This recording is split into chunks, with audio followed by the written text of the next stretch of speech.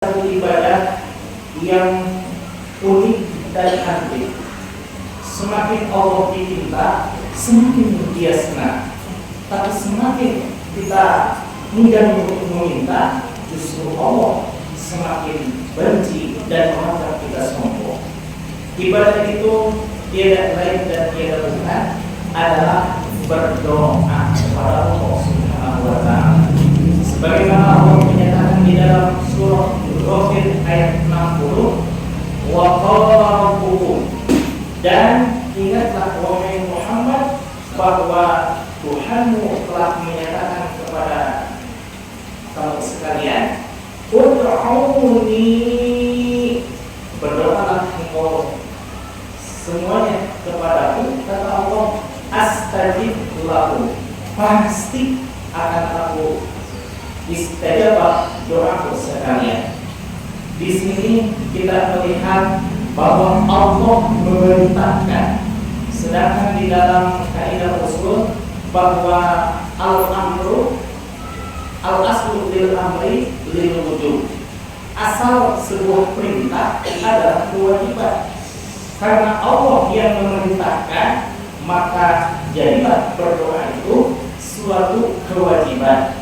Kewajiban yang harus kita laksanakan untuk memenuhi haknya Allah Subhanahu wa Ta'ala, yaitu dipuji dan diminta oleh hamba-Nya. Apa yang kita minta? Tentu setiap orang punya hajat dan keinginan masing-masing. Entah itu urusan duniawi, urusan ukhrawi, bahkan urusan dunia ukhrawi, insya Allah semuanya terjadi kepada Allah Subhanahu wa Ta'ala.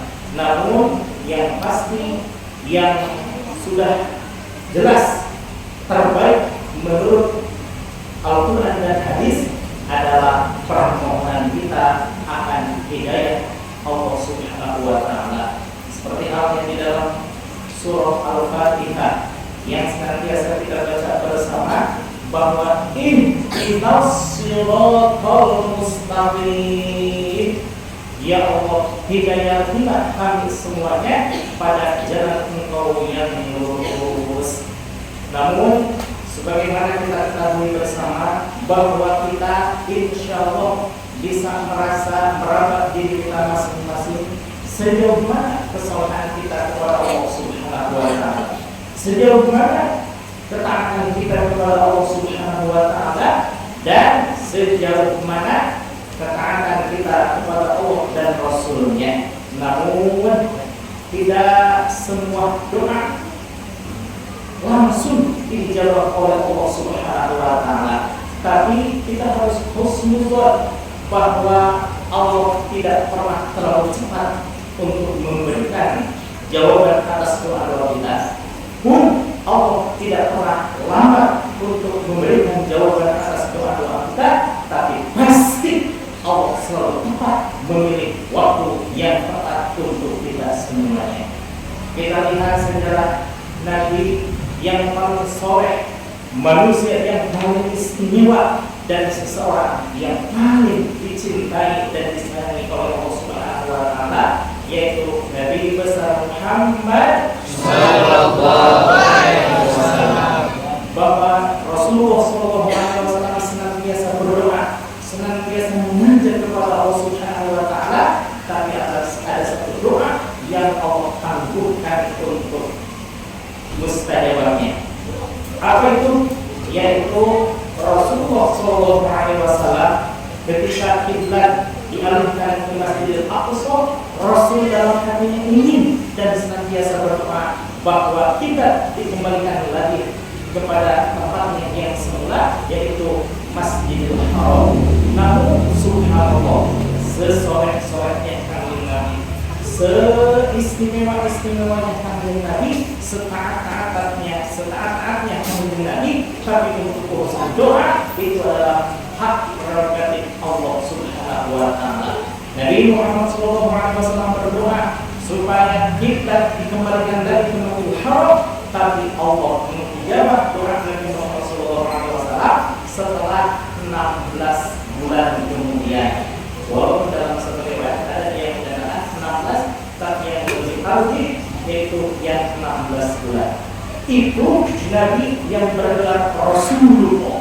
Satu-satunya nabi yang bergelar Rasulullah adalah Nabi Muhammad Sallallahu Alaihi Wasallam. Tetapi tetap untuk urusan doa hak prerogatif Allah Subhanahu Wa Taala.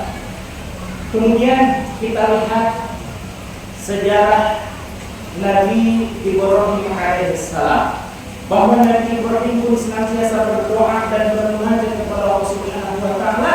Tapi ada satu doa yang begitu mengangkat hati Nabi Ibrahim alaihissalam, karena betul-betul beliau berkeinginan hendak meneruskan perjuangan dan diteruskan perjuangan yang Allah Taala keturunannya. Apa yang doanya kepada Allah? Rabbi habli minas sholihin, Rabbi habli minas sholihin. Ya Allah, karuniailah aku keturunan yang soleh-solehan, ya Allah. Subhanallah, Nabi Ibrahim berdoa siang dan malam. Walaupun Nabi Ibrahim berkata Khalilullah, kekasih Allah, tapi untuk urusan doa itu tetap hak prerogatif Allah Subhanahu Wa Taala. Berapa tahun Nabi Ibrahim menunggu doanya dijabah?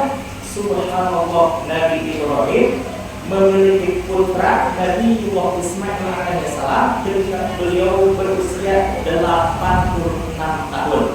Kalau seandainya Nabi Ibrahim alaihissalam menikah usia 26 tahun, berarti doanya Allah tangguhkan selama 60 tahun. Subhanallah, itu Nabi yang istimewa dan yang sangat soleh. Tapi untuk urusan doa tetap itu adalah urusan hak prerogatif Allah Subhanahu Wa Taala. Kemudian kita melihat sejarah Nabi Adam alaihissalam. Pernahkah Nabi Adam alaihissalam berdoa? Apakah beliau punya keinginan hendak masuk surga? Tidak.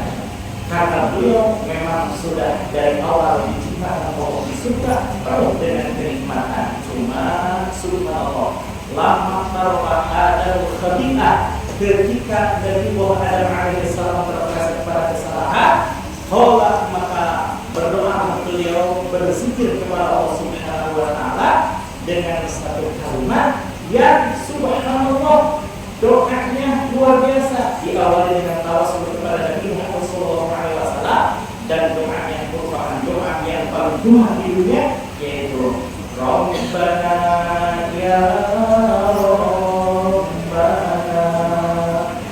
zalamna anfusana fa in lam taghfir lana wa tarhamna lanakunanna minal khasirin. Subhanallah. Ini Nabi Adam alaihissalam berdoa siang malam, disebut jibul, sore juga atau jibul. Tapi Nabi Adam alaihissalam tidak henti-hentinya bersabar dengan keputusan Allah Subhanahu Wa Taala. Bahkan beliau subhanallah lebih lama daripada doa Nabi Muhammad SAW, lebih lama daripada doanya Nabi Ibrahim alaihissalam. Padahal beliau adalah seorang nabi yang bergelar Abul Bashar, bapaknya manusia secara basyariah.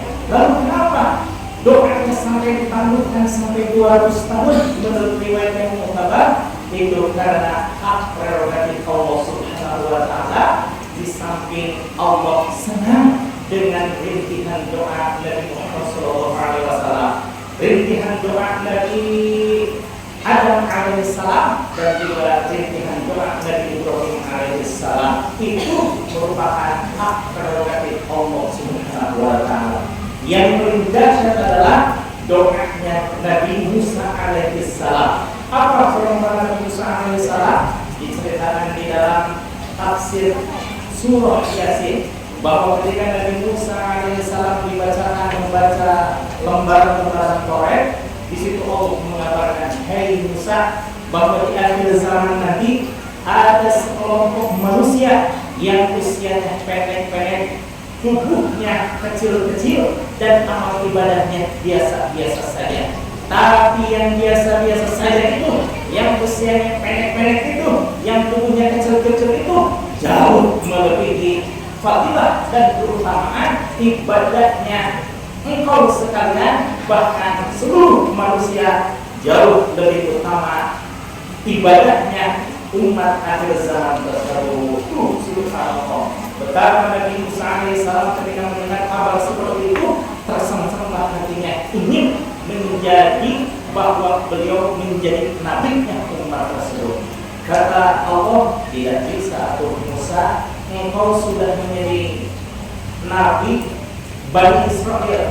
Tidak bisa, bahwa seluruh nabi itu tidak bisa lintas daerah, tidak bisa lintas generasi, hanya untuk nabinya umat akhir zaman tersebut.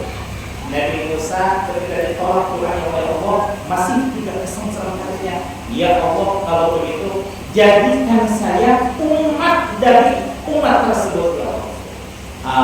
Tidak bisa Abu Musa, engkau sudah menjadi nabi yang begitu istimewa. Tidak bisa aku turunkan derajat menjadi seorang hamba biasa, menjadi umat dari nabi yang lain.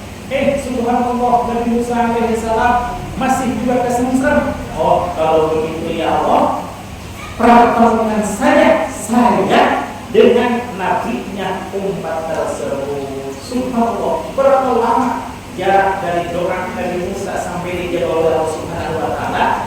Menurut sejarah bahwa jarak Nabi Muhammad SAW ke Nabi Isa alaihissalam itu adalah 500. Sedangkan jarak Nabi Isa ke Nabi Musa alaihissalam itu 1900. Jadi jarak doa Nabi Muhammad SAW diijabahnya doa ingin dipertemukan dengan Nabi umat akhir zaman, yaitu Nabi Muhammad SAW, yaitu 2471 tahun. Subhanallah, tidak ada doa yang tertolak, yang ada hanyalah doa yang tepat kapan Allah mengijabah doa tersebut. Kewajiban kita para jemaah sekalian tetap berdoa dengan ikhlas, tetap berusaha dengan sekuat tenaga, dan hasilnya tetap pasrahkan kepada Allah. Karena innamal mu'minuna idza dzukirallahu wajilat qulubuhum wa idza tuliyat 'alaihim ayatuhu zadatuhum imanan wa 'ala rabbihim yatawakkalun. Salah satu ciri dari orang-orang yang beriman adalah wa 'ala rabbihim yatawakkalun, dan kepada Tuhan mereka lah mereka bertawakal. Insyaallah kita tetap melaksanakan doa sebagaimana Allah memerintahkan, dan insyaallah kita serahkan hasilnya, serahkan urusan ijabah menurut waktu yang tepat. Menurut Allah